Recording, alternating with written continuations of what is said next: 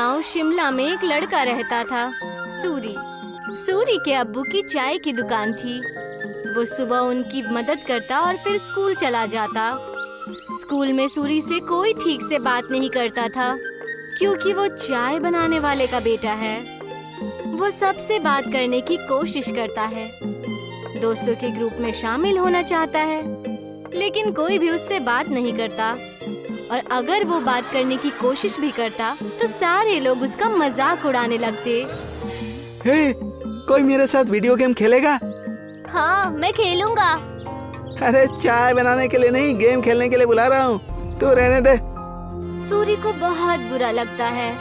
वो घर आते ही मुंह फुलाकर बैठ जाता है। सूरी के अब्बू ये देखते हैं और उसके लिए खाना लेकर आते हैं।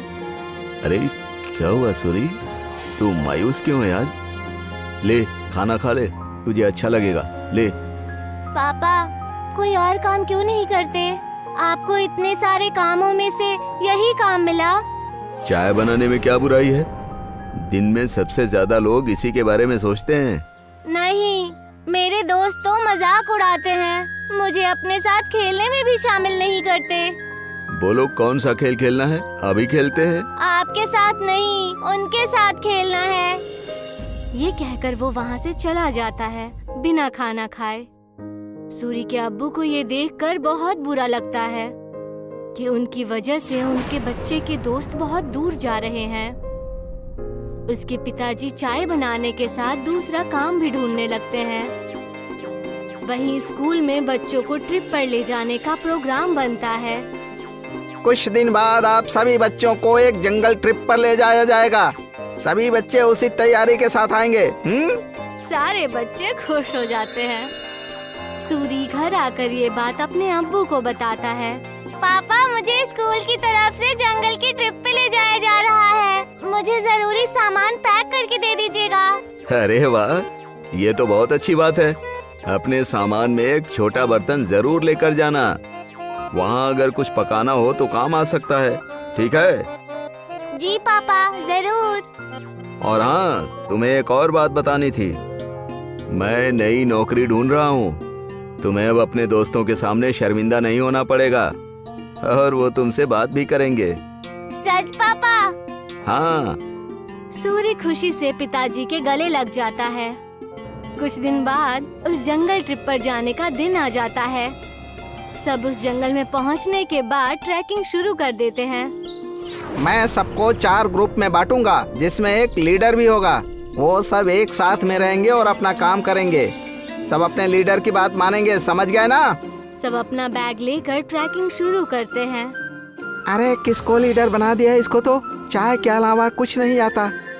सब हंसने लग जाते हैं। सूरी को बहुत बुरा लगता है। कुछ दूर चलने के बाद वो थक जाता है। चलो यहाँ रुक जाते हैं, थोड़ा खा पी भी लेते हैं। बाकी सभी मान जाते हैं और रुक जाते हैं। नहीं, हम नहीं रुक सकते। अगर हम रुके तो लेट हो जाएंगे और कुछ ही देर में अंधेरा भी होने वाला है। लो, लीडर बना दिया तो अब हम पे हुक्म चला रहा है। नहीं, हम नहीं चलेंगे। तुझे जाना हो तो जा। हम थोड़ा नाश्ता करने के बाद ही ट्रैकिंग शुरू करेंगे। तू जा। सूरी के मना करने के बाद भी वो वहीं रुकते हैं, लेकिन फिर भी सूरी उन्हें नहीं छोड़ता और उनके साथ वहीं रुक जाता है। कुछ ही देर में टीचर और बाकी के बच्चे आगे निकल जाते हैं और वो वहीं रह जाते हैं।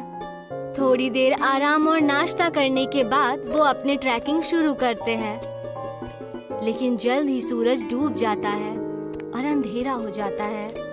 अरे ये तो अंधेरा हो गया, अब तो रास्ता भी समझ में नहीं आ रहा। बाकी बच्चे भी डरने लग जाते हैं। कुछ ही वक्त में ऐसा मोड़ आ जाता है जहाँ से रास्ता पता करना मुश्किल हो जाता है और उन्हें वहीं ठहरना पड़ता है। अब तो मुझे भी रास्ता नहीं पता। मेरे ख्याल से हमें आवाज लगानी चाहिए। तुरंत ही वो चारों टीचर और अपने क्लास के विद्यार्थियों को आवाज लगाते हैं, लेकिन बात नहीं बनती। हाँ, टीचर, टीचर, अरे कोई हमें सुन रहा है? हम खो गए हैं, कोई है? सब चिल्लाते हैं लेकिन कोई भी जवाब नहीं आता। लगता है हम बहुत पीछे रह गए हैं। हमें आगे का रास्ता नहीं पता, इसीलिए हमें यहीं रुक जाना चाहिए। हो सकता है अगर आगे गए तो रास्ता भटक जाएं।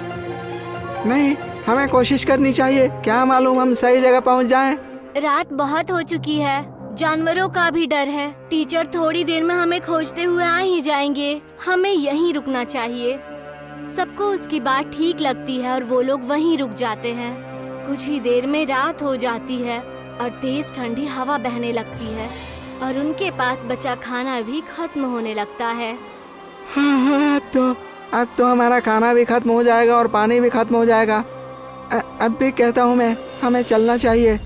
अरे लेकिन जाएंगे कहाँ? रास्ता तो बंद है। मुझे तो बहुत डर लग रहा है, कहीं कोई जानवर ना हमें खा जाए। मुझे तो बहुत ठंड भी लग रही है। हाँ मुझे भी। मैं आग जलाता हूँ और सब लोग आग जलाते हैं। कुछ देर जलने के बाद आग कम होने लगती है। हम क्या करेंगे, इतनी ठंड है, आग भी खत्म हो रही है। जानवर से नहीं तो ठंड से चूर कर मर जाएंगे। सूरी कुछ सोचता है और कहता है, मेरे पास एक आइडिया है। मेरे पास बर्तन और चाय की पत्ती रखी हुई है बैग में। वो आग बुझने के बाद तक गर्म रहेगी तो हमें भी गर्म रखेगी। सूरी तुरंत वो बर्तन निकालता है और सब उसे अपना पानी दे देते हैं, लेकिन फिर भी पानी कम पड़ता है। वहीं पास में जमीन पर बर्फ पड़ी होती है। वो उसे उठा लेता है। जैसे ही काली चाय बनती है, आग खत्म हो जाती है। सबको बहुत अच्छा लगता है। उसे पीने के बाद सब तारीफ भी करते हैं, लेकिन अयन सिर्फ चुपचाप चाय पीता है। कुछ ही देर में उन्हें पत्तियों की आवाज आती है और वो अपने पीछे की तरफ देखते हैं। वो देखते हैं कि उनके टीचर आ रहे हैं। सब राहत की सांस लेते हैं। कैंप में पहुंचने के बाद जब टीचर उनकी तारीफें करते हैं तो अयन कहता है कि वो महफूज उनके लीडर सूरी की वजह से है। ये सुनकर सूरी को बेहद खुशी होती है। सूरी की कहानी सुनकर सब उससे दोस्ती करने आते हैं। अगर आज सूरी को चाय बनानी नहीं आती तो शायद सब उसके दोस्त नहीं बनते। आज पहली बार उसे चाय वाला होने पर खुशी हो रही थी। अगले दिन वो खुशी खुशी अपने पिताजी के पास गया और उन्हें सारी बातें बता दी। अरे ये तो बहुत खुशी की बात है। एक बात तो मेरे पास भी है, मैंने अच्छी नौकरी ढूंढ ली है। सूरी ये सुनकर हैरान और उदास हो जाता है। नहीं पिताजी, आपको काम बदलने की कोई जरूरत नहीं है। आप जो भी काम करते हैं वो अच्छा ही होता है और कोई भी काम छोटा या बड़ा नहीं होता। ये मुझे अब समझ आ गया है। सूरी के पिता ये सुनकर खुश हो जाते हैं और अगले दिन वो खुशी खुशी अपने दुकान में अपने अब्बू की मदद करने लगा।